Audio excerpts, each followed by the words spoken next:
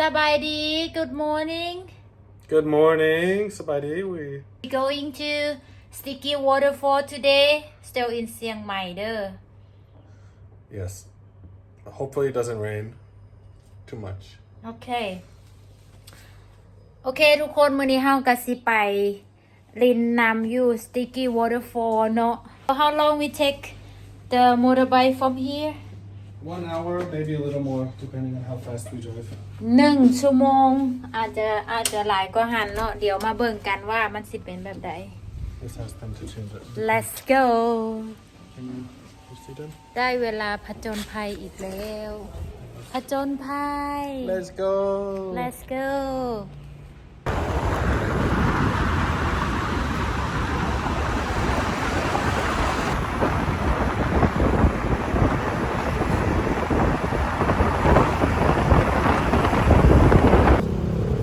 I love fun 15 minutes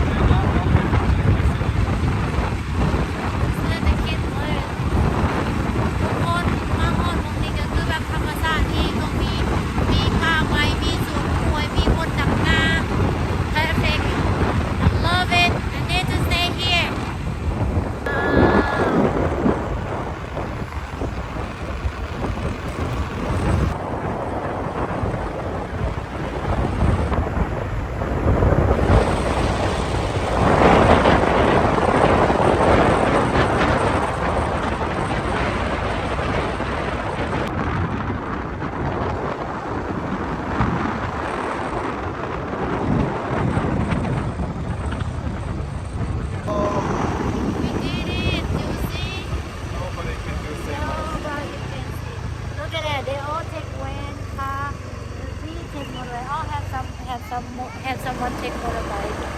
ทุกคนหอดแล้วว้าว we made it right here at the sticky waterfall 1 hour maybe 1 hour 10 minutes 1 hour 10 minutes we are here we leave about 10:30 yeah see ทุกคนเฮาหอดแล้วเนาะ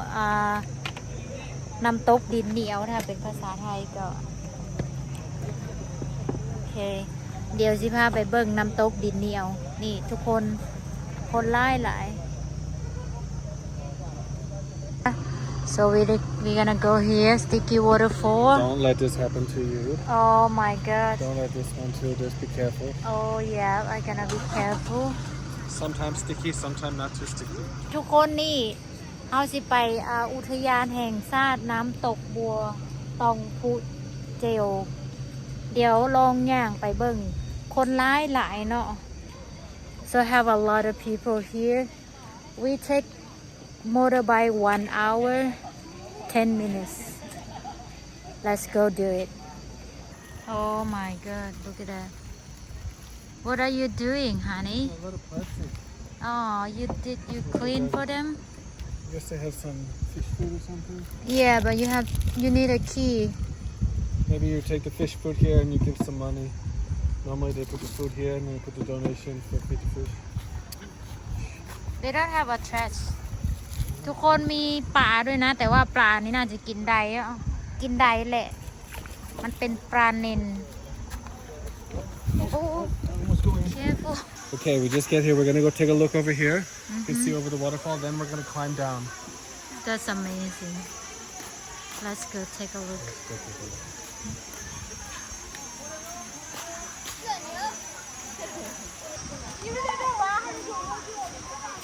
ทุกคนตอนนี้เราก็ฮอดน้ำตกตองบูตอง น้ำตกบูตองสกีวอเตอร์แล้วก็เดี๋ยวจะพาลงไปเอ็ดเวนเจอร์ข้างล่าง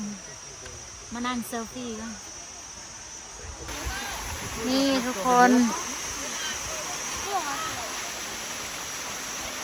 Walk down there and find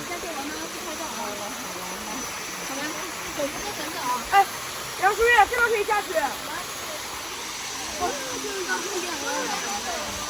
sticky It's not too sticky. careful okay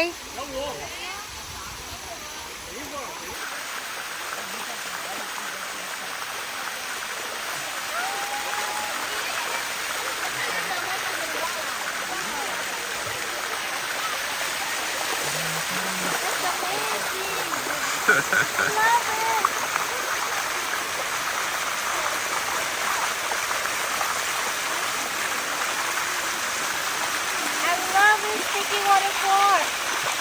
Not too.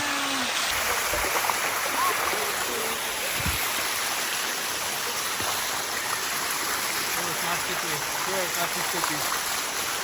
not too sticky No, the black area is sticky. okay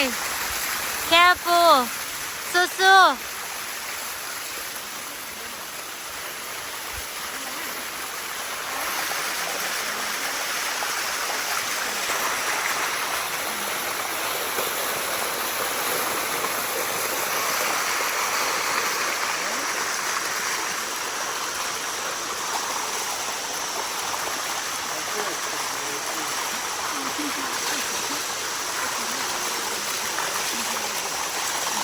โอ๊ย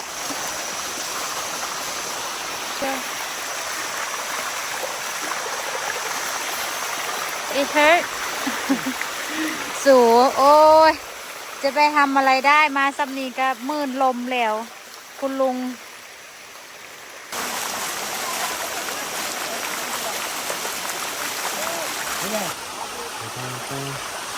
Adventure not too sticky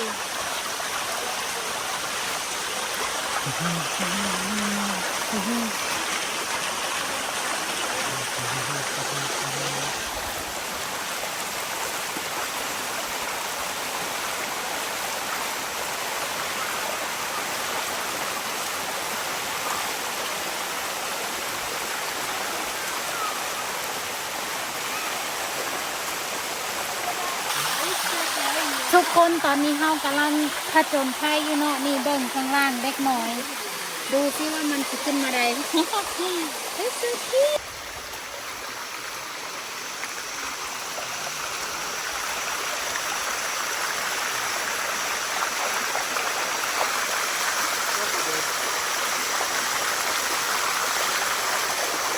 Honey, don't worry about me. I'm go up with the jungle.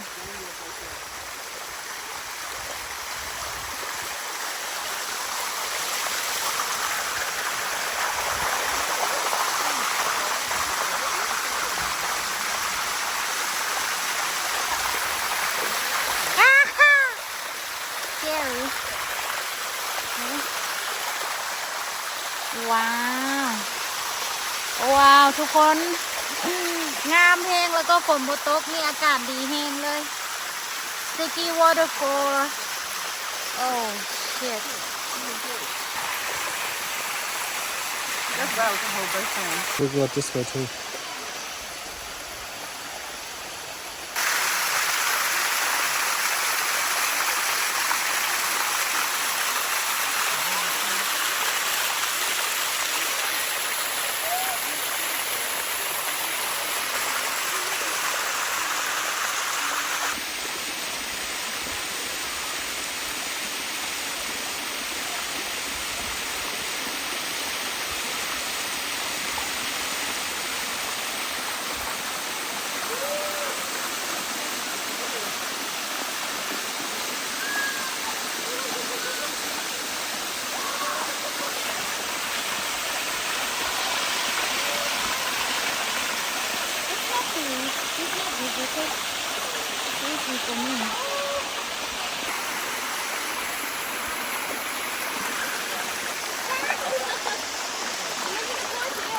อากาศดีแห้งทุกคนแล้วก็บ่มีฝนตกด้วยเนาะ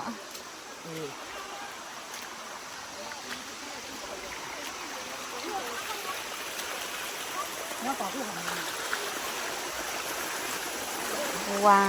ว you do the great job honey Yeah. you have a good time you hurt Look at the snakes. Be careful of snakes. where Yeah, it says warning snakes. อ๋อทุกคนมองนั้นมีงูเนาะอย่าห้ามเข้าไปมองนั้นมันมีงู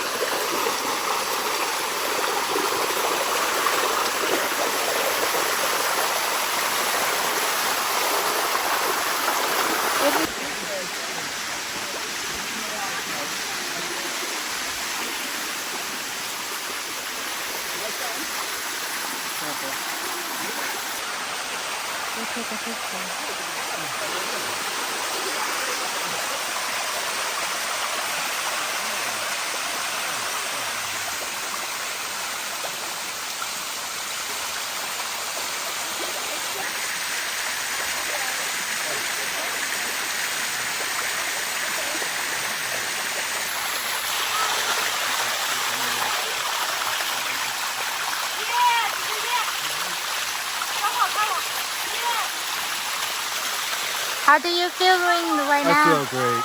Are you tired? Yeah, it's fun. You Love like the it? water. Yeah. You love the water? Yeah, it's very relaxing. Yeah, let's And the climb up this jungle. one. Wow. I'm gonna go up and climb that one. Yeah, you wanna go there? Yeah, we're at the bottom now. This is the bottom. 比较边上这个东西，往上走。 ทุกคนนี่มองนี้เป็นมองที่ใหญ่ที่สุดเลย แต่ว่าให้ขึ้นได้แค่นี้เนาะทั้งเทิงขึ้นบ่ได้ขึ้นไปถ่ายรูปเดี๋ยวสิให้เบิ่งใหญ่ๆเลย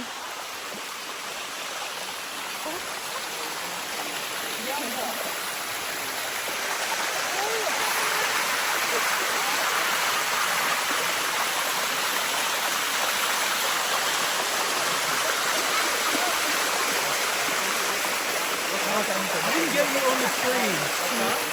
Yeah, I didn't get you on the screen.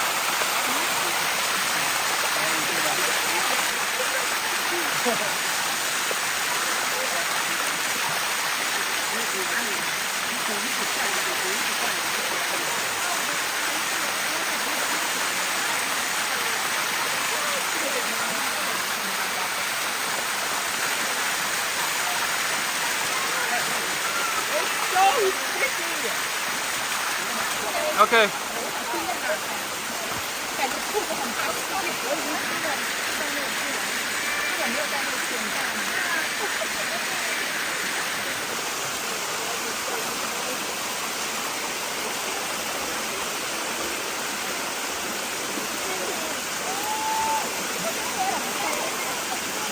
能不能坐着？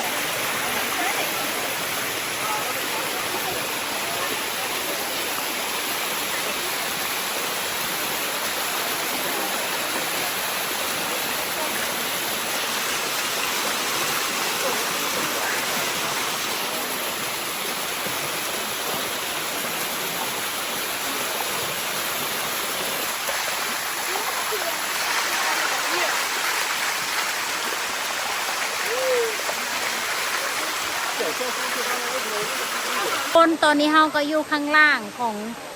น้ำตกดินเหนียวแล้วเนาะแล้วก็นี่ทางนี้จริงๆมันมีทางลัดลงมาถ้าบ่อยากลงทางน้ำตกนะก็สินี่ทางนี้ลงมาเลย ก็สิเป็นหัวบันไดลงมา แล้วก็มองนี้เดี๋ยวสิย่างลงไปจนสุดเลยว่ามันมีอย่างแน่ ก็พลาดลมไปแล้วหนึ่งแต่กระโบเจ็บปันใดเนาะ Take a selfie here? No oh you want it Yeah, we can do it on the way back. okay so we're gonna going down take a look what they have what they got over there we're gonna have adventure over there let's go do it careful ทุกคนมาแบบธรรมชาติแห้งเลย sorry อ๋อ steppery เดี๋ยวเขาสิมาโอ้เดี๋ยวเขาสิมาลองกันหวนสลิงบ้างเนาะอ๋อทุกคนมันโมเมนต์น้ำตกดินเหนียวมันเป็นน้ำตกบัวตองอันนี้ตอนนี้อยู่ซันซี่เนาะเดี๋ยวสิให้เบิ่งป่าธรรมชาติสวยงามแฮงนี่ตอนนี้อยู่ซันซี่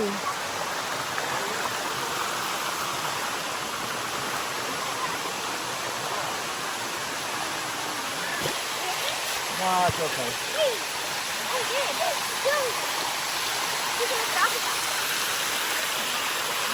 มองนี้เขาจะเอาบ่ให้ลงเนาะเพราะว่ามันอันตรายเกินไปอันตรายห้ามลงนี่ทางลงทางนี้เลยเลิกสแมนแตนทุกคนนี่ถ้าผู้ใดมาเชียงใหม่นะบ่มาสกีวอเตอร์ฟอลแสดงว่ามาบ่ฮอดขับรถกับบ่ไกลนั่งไปเนาะประมาณ1 ชั่วโมงกับ10 นาทีค่ะถ้าขับมอไซค์มาได้แต่ส่วนมากเขาเจ้าสิเป็นแบบทัวร์นั่งรถตู้มาแบบมาเป็นกรุ๊ปเลยประมาณนี้ดูเด็กเล็กเด็กน้อยมาผจญภัยโอ้ยน่ารักอยู่กับธรรมชาติลงโทษแหง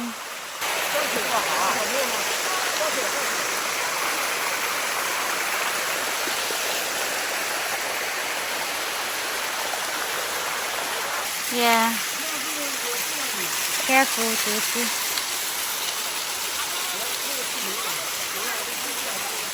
The heck?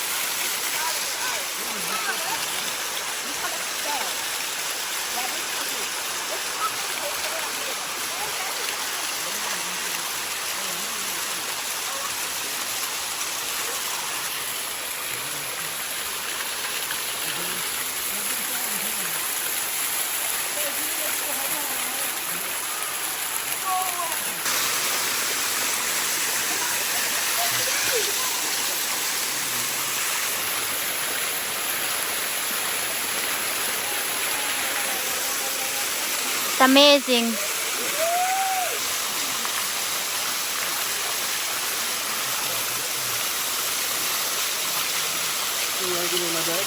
It's okay. You're gonna go take a picture, right?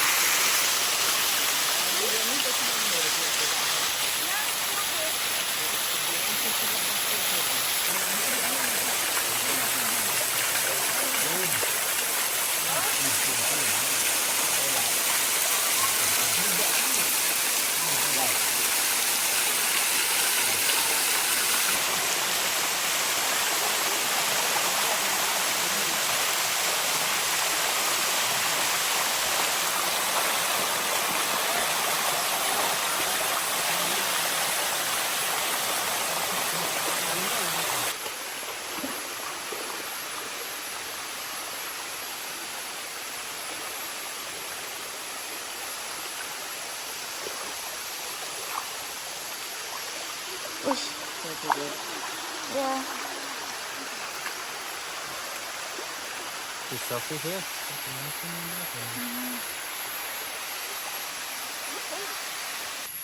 โอเคทุกคนนี่เฮากะ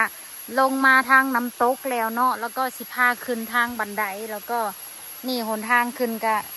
นั่นแหละยากๆหน่อยนึงแต่ว่าทอดเกือบไว้อยู่ทางบกเลย so we gonna go this way or this way Up to you. I don't know. We can go this way a little bit. เดี๋ยว I don't know how far it go. โอเค This way, go back up. I know but this way Okay, let's go adventuring. โอเคทุกคนเดี๋ยวสิพาไปเบิ่งมองนี้เนาะบ่ฮู้ว่ามันเป็นแนวใดนี่หนทางเข้าไป ว้าว it's a nature and also I love this sound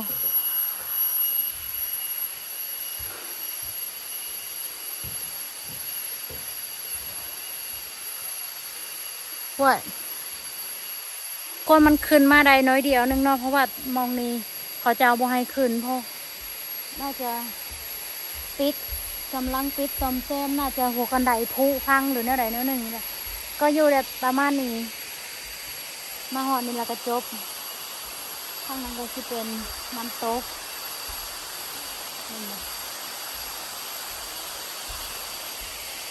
ส่วนกล้วยก็มีเนาะธรรมชาติแห้งอยากมาหาเฮ็ดเบิ่งดิ Honey we're gonna go find some mushroom In the market or in the nature? in here I don't know how to do it. I will teach you In Lao, they have some mushroom that you think that kill you? yeah How you know which one can kill you, which one not kill you? I don't know I cannot If you tell eat you it, if you eat it, then no I cannot tell you now if I see I can tell you because in America they have many dangerous mushrooms. You cannot just go out and eat them. You can die easily.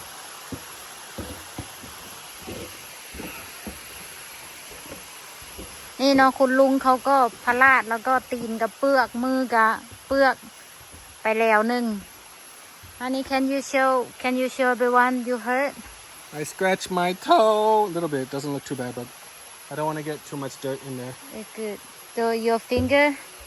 I think we're gonna be okay. นี่ Not go hospital. เลือดออกไปแล้วหนึ่ง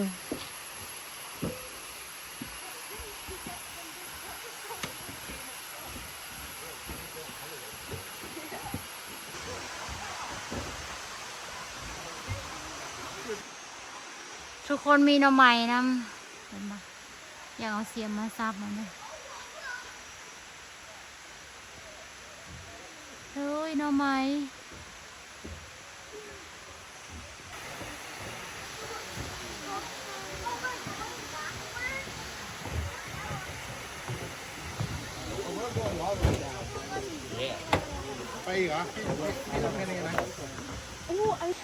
ทุกคนนี่ป่าหน่อไม้ก็หลายแล้วหน่อไม้ก็หลายพร้อมเนาะป่าหน่อไม้อยู่ข้างล่างอยากมาหาซับหน่อไม้เฮงอ๋อมีคนกกมาหุ่งพร้อมเฮ้ยธรรมชาติแต่เมื่อยแห้งแต่นี่โอ้หน่อไม้เห็นบ่มีคนซับเอาน้ำด้วยล่ะไก่สีหอดแล้วสูงอยู่ด้วยล่ะนี่ตรงนั้นก็สิเป็น sticky waterfall น้ำตกบัวตัน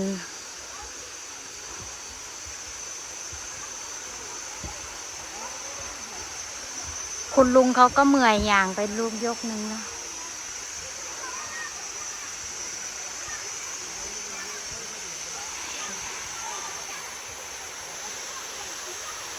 นี่มีทางลงสองทางเนาะทางแรกก็คือลงไปทางนี้แล้วก็ยาวจนสุดเลยแล้วก็ขึ้นหัวขันไดมาทางนี้แล้วก็ยาวสุดเทิงนี้เลยตอนนี้ก็ฮอดแล้ว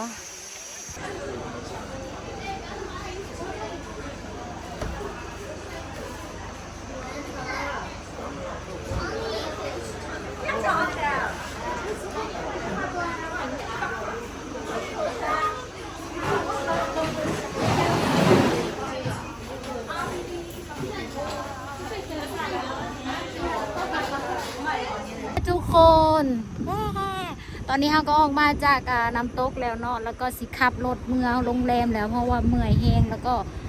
ไปหาแวะข้าวซะก่อนแล้วก็วิดีโอนี้เรากับโบมีอย่างไรเรากับสิมา say goodbye from here Bye from here. bye from here see you next video ขอบใจทุกคนที่เข้ามารับชมคลิปวิดีโอของเราเดลายเดอร์แล้วก็ฝากติดตามฝากเป็นกำลังใจให้เนเดอร์โอเคเนเดอร์โอเคหวังว่าทุกคนจะ enjoy กับ sticky waterfall ป่าใน sticky waterfall โอเค say goodbye bye bye Bye. see you next video you guys stay safe bye bye